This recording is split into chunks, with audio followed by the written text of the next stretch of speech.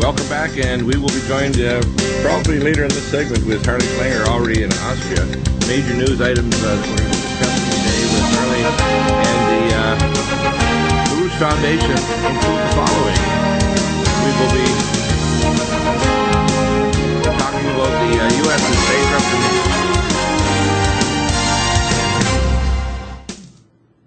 bankruptcy. We'll be talking about a couple of things. The first item of the day will be the U.S. is bankrupt and its economy will die unless Obama and Boehner are removed now.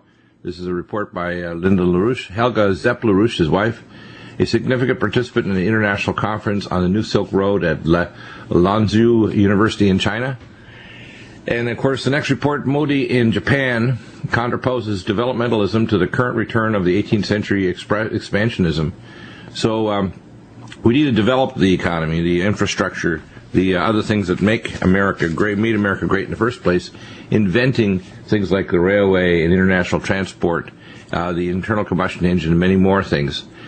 Egypt's Toshka project in news, and as Al-Sisi, that's their new president, encourages the youth to become farmers. They want to become independent for providing their own people with food and jobs, etc. And they're doing internal bond raising to get their economy back on track, which really suffered the last few years with the rise of the Muslim Brotherhood, which is now outlawed in Egypt, which is common sense. This includes, by the way, moderate Muslim factions, Maronite Christians, which are the Marmonite Christians in Egypt, Jews, and other groups that have basically all come together, moderates and reasonable, and have basically said, we want the generals, which are actually running the government, we want the military government, which is going to operate, we'll go through proper elections, and we want to make sure that no extremists are allowed to get in control like they did with the Muslim Brotherhood, which caused a great deal of havoc. So that we'll be discussing in the segment as well. And the situation worldwide, of course, is getting more and more tenuous. We want to talk about some of the latest in terms of world news before we get Harley probably in the second segment. Obama calls Ukraine a moment of testing for NATO. Well, NATO should not get their nose involved in Ukraine at all. And I don't know why Obama continues to say these things. Obviously, the people that are puppeting him, as I mentioned to someone's great humor, that he is a sock puppet for Satan, Mr. Obama. I'm sure at times he winces at the things he is asked to do, but he's willing in many ways. David Cameron, of course, telling the British Commons they'll fight back against ISIS. Well, ISIS was a creation of the West. They were trained in Jordan by American and British Special Forces and Academy, which is the Blackwater Security. So it wouldn't surprise us that now that they've trained them several years ago in Jordan, they're now, quote, bombing them because their forces are expanding. And instead of allying themselves with Bashar al-Assad against these maniacs that took Mosul and threatened to flood the area and kill many people, they tend to cause this problem. So, amazing. Obama orders more troops to Baghdad to protect U.S. Embassy. This is just a start. We'll wait till you see them push. I watched the show on Sunday across the different channels of the garbage news networks, and I was amazed and shocked at how many were calling for a move against ISIS, a new grand, if you want to call it Iraqi War 3, which is just ridiculous. As if they get enough of this. And of course, we never win.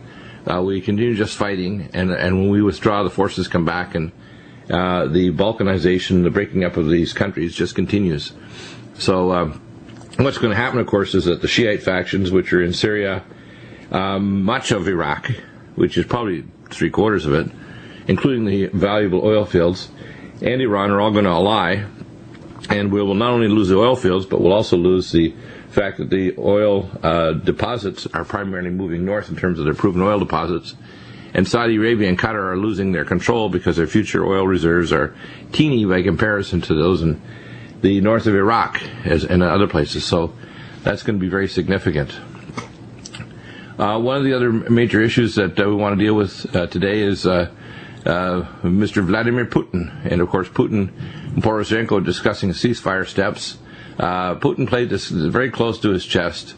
He did there's an open letter by a number of security agencies, including British and American, including those inside the NSA and the military, that basically said there's no proof that Russia made any invasions. They trained to support a material for the so-called rebels. The rebels actually are winning back territory, so the Kiev government must cave in, or they're going to find out they're just going to lose. And once there's representative government, the Poroshenko government will be gone, and the ability of NATO to take over the area. So in a sense that Ukraine has been won back by Russia. And that could have been predicted. So high platitudes by Obama and the British Prime Minister Cameron really don't mean a hill of beans. It doesn't mean anything. And I get a kick out of Chris Christie wants to arm wrestle Vladimir Putin, basically. For his oratorical sure-footedness, offered a wobbly reply displaying the little grasp of the facts and claimed that if he were in charge, Vladimir Putin, the Russian president, would know better than to mess with him. Come on. Christie, you can make all kinds of statements like this when you're, not in power, but when you're in power, you can't do that, especially when against someone who, at his diminutive height as a black belt in Russian martial arts, and would put someone like you, or even someone 6'5" on the floor in about 25 milliseconds, and someone like yourself who has a significant extra weight to try to tote along, not only because you're out of shape, and even with your stomach surgery, you're going to have significant muscle loss. You're certainly not going to be able to physically or intellectually battle Mr. Putin. So I think this is just a run-up toward the big election that's coming up. And, of course, we have the NATO summit that's going on right now as well. NATO summit in Wales. What would we expect? It's going to be happening from wars in Ukraine and Afghanistan to the fast-spreading specter of ISIS in the Mideast. ISIS is just another excuse by the West to keep being involved in the Mideast and controlling the oil, while actually America is suppressing their oil production from the Liberty rig up in Alaska to the oil fields, the shale oil fields, to the development of technologies for the methane clathrates, which are hundreds of times more, perhaps thousands of times more energy stored in little balls at the bottom of the ocean floor. There really is no excuse for the so-called energy problem. There definitely is a problem with killing the benthic layer of the oceans and cutting down the forests, and not fixing things like Fukushima that are destroying the coastal intertidal region, which, by the way, will eventually start having chronic radiation sickness to people in Vancouver, Canada, Puget Sound, where the great whales are already dying, and which are at the top end of the food chain, and people of Seattle, Washington, Puget Sound, and then as it moves further south, it also will bioconcentrate in other population centers where the primary jet stream carrying the Fukushima radiation in high atmospheric 26,000 to 35,000 feet is going to bioconcentrate in those populations, and it could take a number of years, but it will have an effect. And monitoring by centers like the Environmental Health Center of Dallas with Dr. William Ray, we need to have proper biological monitoring and physiological monitoring of the population, because the government's not going to do it. That's why I set up my radiation site as part of the radiation organization under David, our engineer. And regularly we're looking at radiation levels, a gamma detector for cesium of 32 counts per minute. The radiation levels are higher the further north you go, and they do have surges. We have times when it actually drops off here, too, in Southern California. So there's times when there's virtually very little airborne cesium-137 radiation, other times when it pops back up to the low 30s. So that's what's happening there. So apparently Obama is planning to fly in for a NATO summit in Newport, so he's going to be flying in there. France suspends delivery of warships to Russia ahead of the NATO summit. So, all of these plans to actually do sanctions against Russia are going to be extremely catastrophic.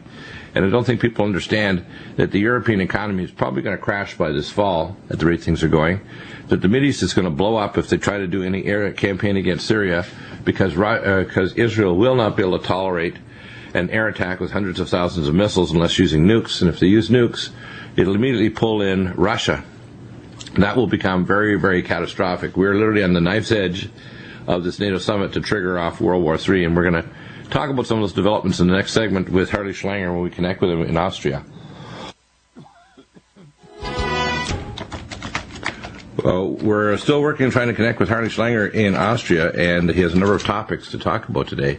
But, this is live radio, and that's what happens when you're talking about a number of topics. And, of course, the issue is that in live radio, you have major issues that are going on, and of course everything tries to conspire to prevent the topics from being discussed. I listened to a bit of a commercial there with Ron Paul talking about the fact that we had advanced knowledge of 9/11, Advanced knowledge. How about with advanced knowledge, because the CIA worked with the Israeli Mossad and Saudi Arabian security forces using micro-nukes, and that we also planned it because I talked specifically face-to-face with the CDC and the FBI directors for bioterrorism in March of 2001, 6 months before 9/11, and they told me there were going to be all kinds of, quote, war game simulations, including the use of micro-nukes, anthrax release, etc., up in the northeast United States in a major population center. And I asked the question, of course, they always say plausible deniability, New York City. And I said, you're kidding. And of course, I knew that the senior missile command officer at Strategic Defense Command and NORAD, personally, Colonel Lynn Wells, and they asked him specific questions about what happens in war games. And of course, they inserted icons on the screen for artificially inserted aircraft, so they couldn't track exactly what was real and what wasn't. But we know that many of the aircraft that struck those buildings weren't even American Airlines. They had pods underneath them. They were E-10s that were actually refurbished from my contacts in Fort Collins, Colorado, and they were flown by a missile guidance, an aircraft guidance system, is advanced version of Global Hawk. So these systems are, these kind of attacks on 9/11 were all pre-planned out. The buildings were white elephants. They were environmental disasters. They had inch and a half to 2.5 inches of asbestos on the 6-foot plus girders. They had dead air and mold inside the building. They had all kinds of environmental issues, including old transformer oil, 5,000 tons in each building for step-down transformers because of the year when they were designed and the materials that they put in the buildings. So people should understand that 9/11 was an inside job. When I hear misstatements that it was somehow, how can I say this, that it was an accident, or that someone is in renal failure in a cave, which, by the way, the FBI, if you ask them straight up, they will never tell you that they have proof that bin Laden did anything related to 9/11. They have no proof of any other group. We know that there were the dancing Israelis. So when we see 9/11 come up, and this is now the 13th year, we received our little dog, our West Highland White Terrier, from Pueblo, Colorado, back 3 to 4 days, I think, was before 9/11, so I call him our 9/11 dog. He's 13 years old now, born July 10th that year. And I can tell you, I'm disgusted that people aren't asking the tough questions when we have the U.S. geological data proving there were micronukes used for demolishing, and 1/3 of the mass of the building wasn't there. We don't get people that want to actually talk about the real data. They don't want to get talk about people that talk about the loss of the gold on the bottom of the building, Bank of Nova Scotia, and other issues that went on. We don't talk about Odigo, the messaging company, and how most of the people weren't even in the building. In fact, if the people were in the building or the mall, there would have been many more thousands that would have died.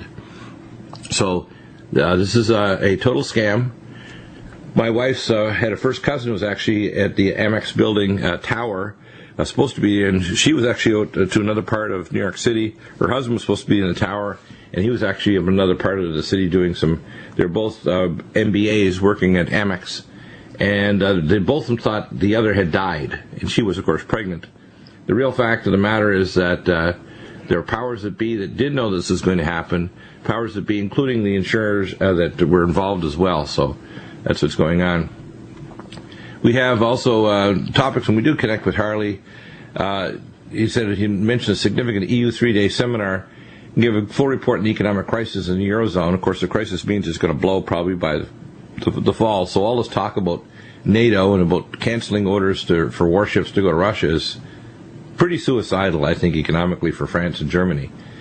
William White can report on the warnings of the impending crash. He's a former economist of the Bank of International Settlements. The BIS is up in Basel, Switzerland. And, of course, he's also going to talk about the insane charges from Kiev and NATO of a Russian invasion, which, of course, has been proven by an open letter that's not true. As Putin said, if he had invaded, we would already have been in Kiev. Barroso of the European Union said that by saying this, Putin is threatening to take Kiev. Come on. Putin doesn't want to take Kiev. He wants to make a deal. He wants the Poroshenko government to be removed and put an elected government that represents, and he wants a reformation of the republic, so these independent pro-Russian republics like Slavyansk and Donetsk can have their own matters taken care of, like provinces, and not have interference from the central government that's going to be slanting toward NATO and getting NATO membership. You don't want NATO membership on your back door. that causes a very grave danger of a first strike, nuclear strike against your country, and increases the risk of a World War III scenario pretty dramatically. So that's going to be an interesting topic when we can reconnect with Harley here, hopefully here at the bottom of the hour. The other interesting news that's going on now, talking about the Palestinian people. Of course, the Palestinians must let the people choose the new leaders, they're saying. This is from Haaretz, which is in Israel, of course. The cost, of course, of the war, according to the Israelis and Mr. Netanyahu, I call him, $1.5 billion. Of course, we're probably going to pay the tab on that, which we can't afford. So Mahmoud Abbas, which is one of the Palestinian leaders, thanked King Mohammed VI for support the Palestinian people in Morocco. He's the king of Morocco. And this situation, by the way, is eventually going to result in the peace treaty, which I've talked about for years, and a partitioning of the state, the setting up a blood sacrifice, which can only occur by rabbinic law on the feast of Sukkot. And, of course, if you look at the blood moons, we're going to try to get back on the expert on blood moons, that this year is going to have some blood moons coming up here very shortly in the fall. And, of course, next year, again, remember now, it was the feast of Passover, or Pesha, the feast of Sukkot coming up here in the next few weeks. And then the next is going to be the feast of Passover and Sukkot, which marks, of course, a major blood moons right after a full solar eclipse right over Jerusalem. So that's going to be very significant. So that's what's happening there. And, of course, the Boko Haram operates in Nigeria, and the whole talks on Boko Haram's rapid advance, which is a very extremist black Islamic group. Again, Islam all around the world are causing terrorism everywhere. We need to face that. On their own or with the assistance of special operations support from CIA and other operatives such as their affiliates like the Israeli Mossad, which, by the way, were proven now to be shooters in Kiev, shooting both sides, both the Kiev side, the government side, which are the illegal government, as well as the rebels. So, the legitimate government. Back in a moment, hopefully connecting with Harley Schlanger. Major report coming up back in just a moment. Together to dial Harley. I guess our Genesis phone system wouldn't let us dial directly to Austria, but we have him connected through our Houston LaRouche offices, and he's on speakerphone here now in my studio. So, Harley, I guess our sound levels are pretty good. Lots of things cooking. These are pretty cataclysmic things coming. I've been feeling in my gut, especially with all the researchers, all the experts like from LaRouche and many others, Gerald Salenti, many other experts, that we're going to have a crash not just in Europe but North America at the very time we're talking about sanctions against Russia, which will further stress the economy and increase the chances. France canceled its warship order for Russia in advance of the NATO summit that's coming up in Ireland. Tell us all the things that are brewing, because we have 4 articles here that are pretty serious in terms of what's going on, and Obama and Boehner are just kind of like captaining first mate of the ship going down the ship Titanic, America. Well, let me start at the top, because given that we have only a half hour, we'll have to go through this thing fairly quickly. But there's a successful development occurring with the BRICS nations. They are moving to establish a new potential credit system that would exist outside of the bankrupt transatlantic City of London Wall Street system. And this is what's driving Obama, Cameron, and Rasmussen, the head of NATO, to push for war against Russia. Because Putin is the leader, along with President Xi of China. They're the leaders of this new financial system. But it's not a financial system, it's a production system. And countries such as Egypt, Argentina, Thailand, South Korea are interested in joining to work with the BRICS because they don't want to go to the International Monetary Fund and have their countries destroyed. So you have this law going out from Cameron, from Barroso, the head of the European Union, from Obama, that Putin is aggressively attacking Ukraine. And Putin, in a discussion with Barroso the other day, made the comment, look, if we wanted to do something in Ukraine, we could be in Kiev in 2 weeks. Right. Now, Barroso doctored the comment to to make it sound as though Putin was threatening to go to Kiev in 2 weeks because he took it out of context.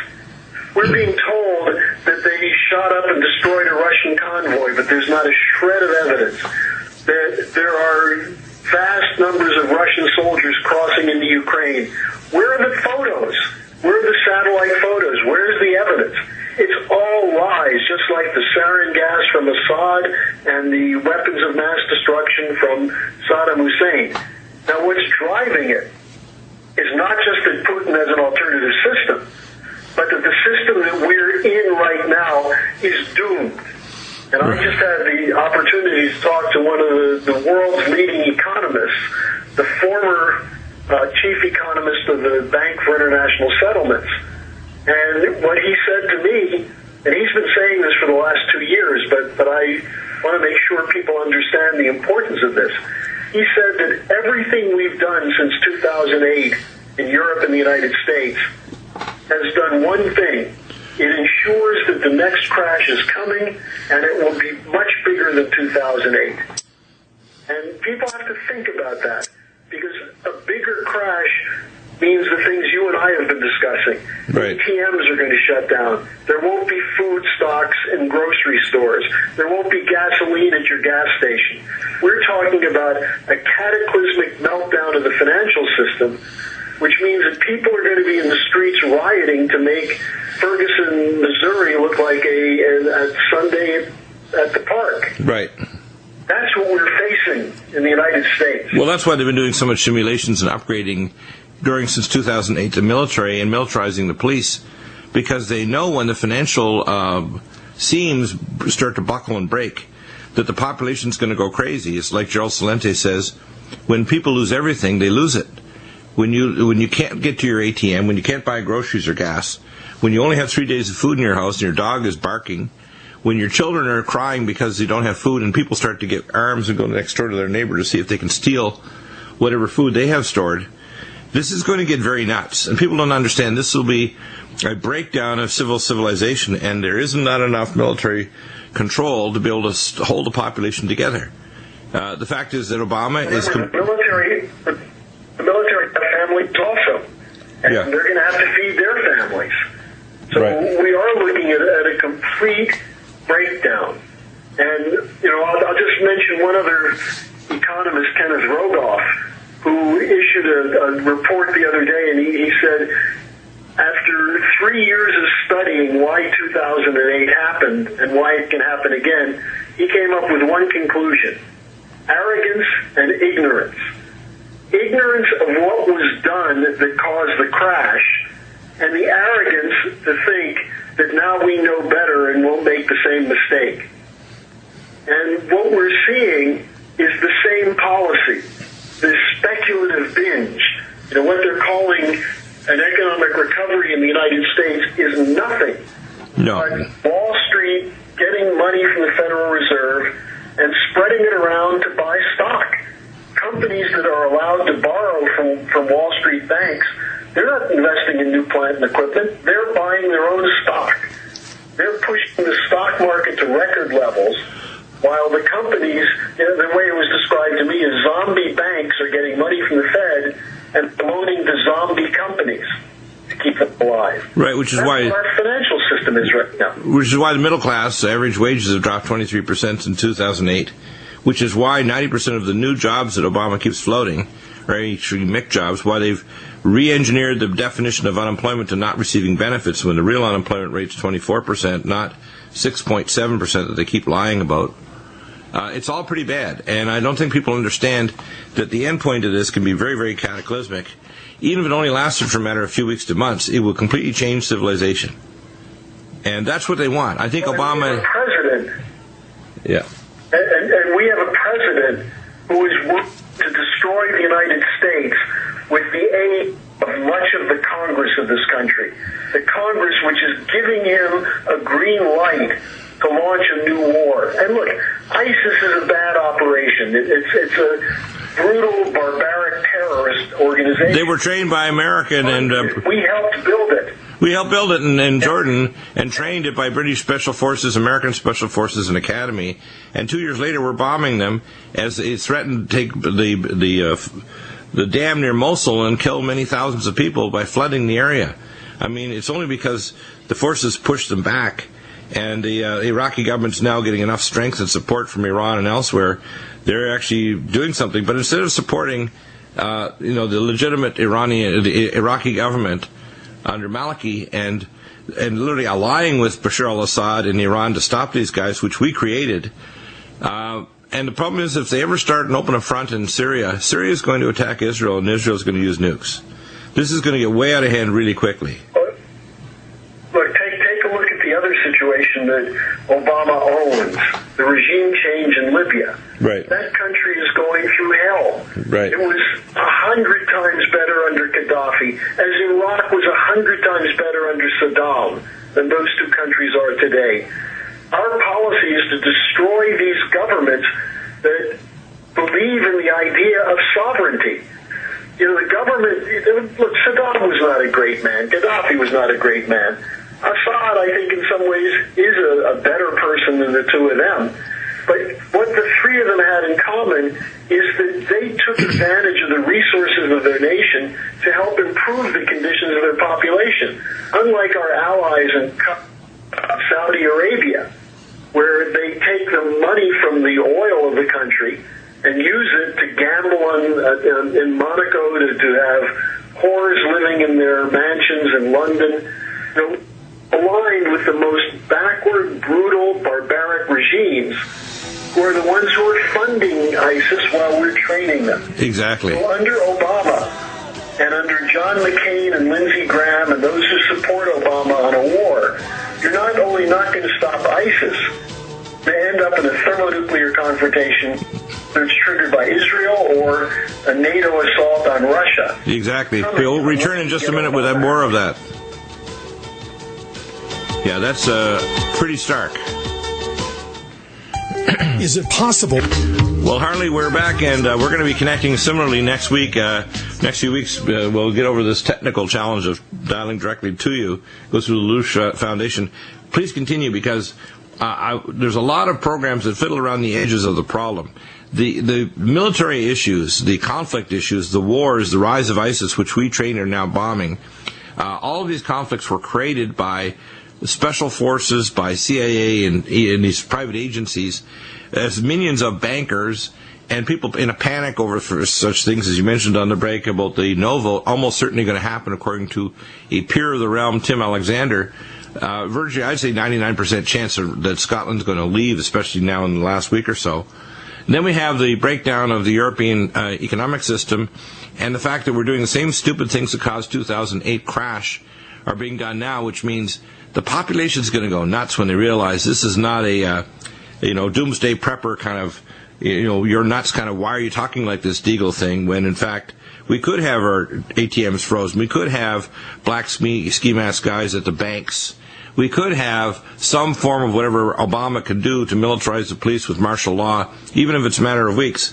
It's not going to be solved quickly. This is going to get very, very ugly if it goes over the edge, and it could go over the edge very quickly, especially as BRICS gets its act together, and as Scotland leaves, and as NATO cannot counter Putin, who, by the way, is not deploying forces. So tell us all the issues that are converging here, because what I see is catastrophe coming before Christmas. I call it the nightmare before Christmas. Well, let me tell people about something that happened that you probably don't know about, which is that there was a press conference last week by the Federal Reserve and the Federal Deposit Insurance Corporation. Now, the FDIC, under Dodd-Frank, is responsible for doing what's called bank resolution. What happens when it becomes clear that a bank is bankrupt? Right. They're the ones who are supposed to sort it out.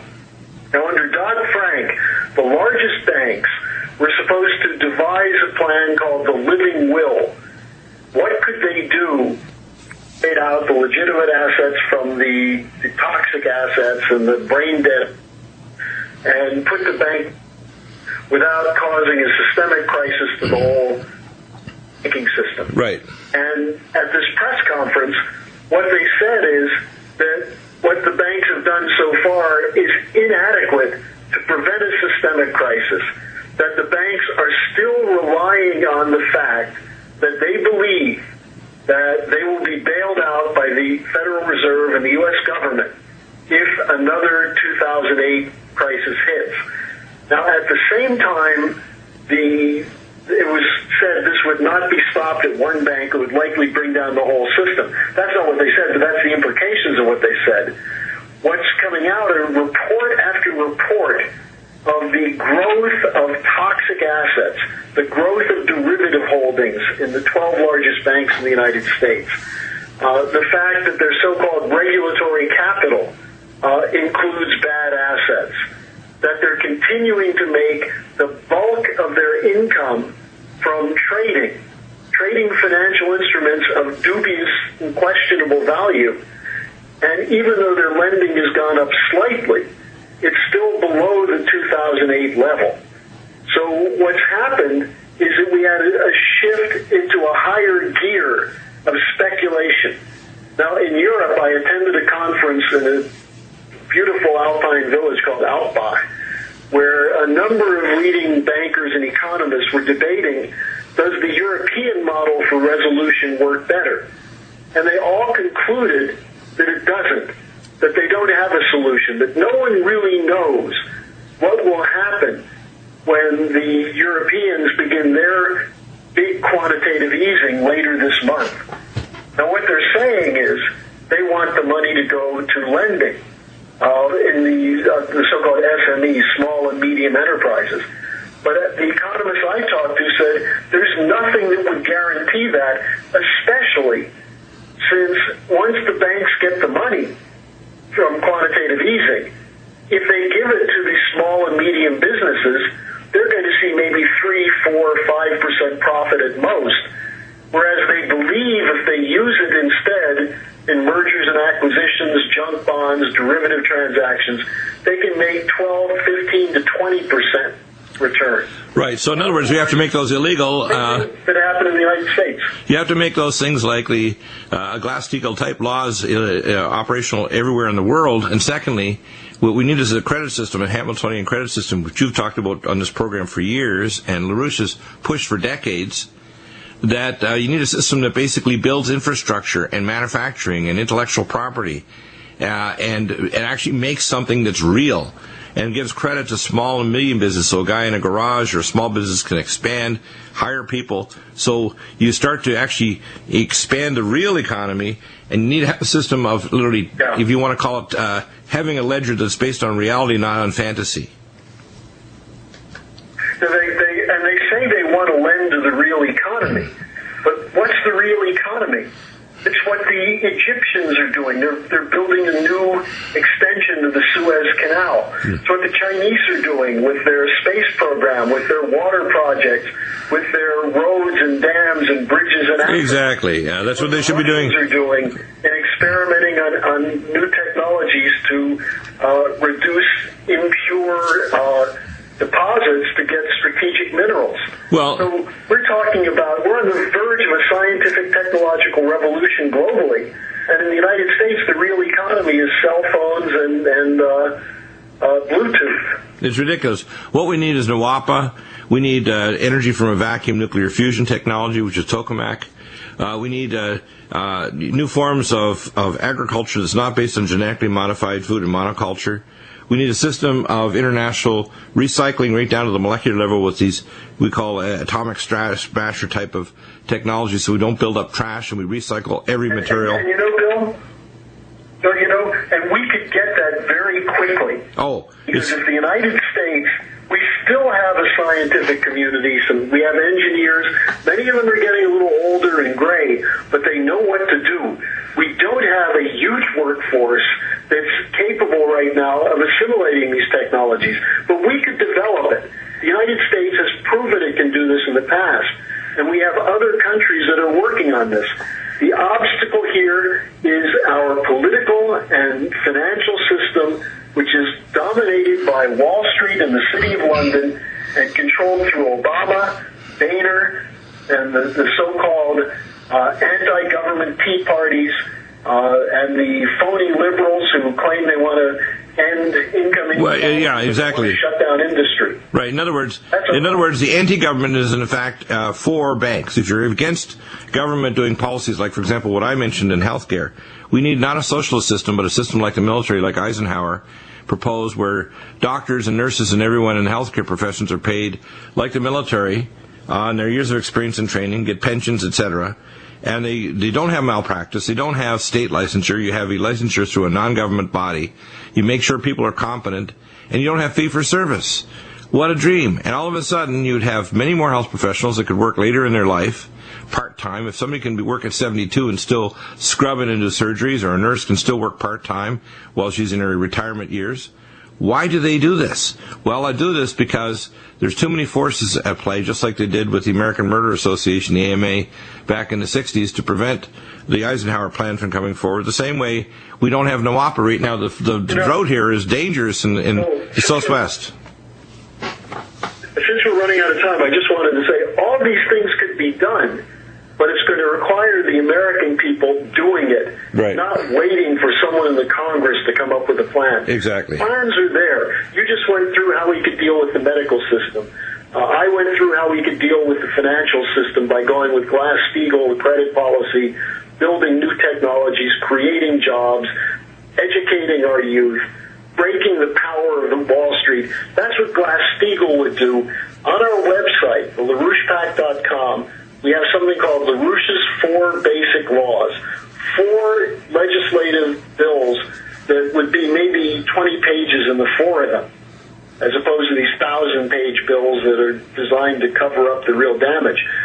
Read them, study them, and go out and fight for them, because our country is not going to survive if we have Obama in the White House until 2016. Right, and I think if Europe crashes this fall, it's going to tear down America too, and Obama's not prepared.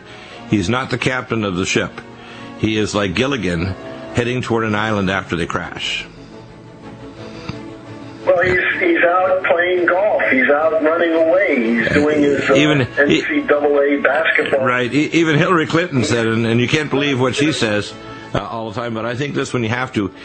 She said Obama doesn't have his hand on the tiller of the ship of state. No, but he does have Queen Elizabeth's hand up his rear end, coordinating everything he does. And Satan, that's who's his problem. It's the British Empire. Exactly. In other words, he's the Queen's sock puppet and alternately Satan's sock puppet. And he's working with Cameron and with Tony Blair. Oh boy. Same Tony Blair who worked with Bush to get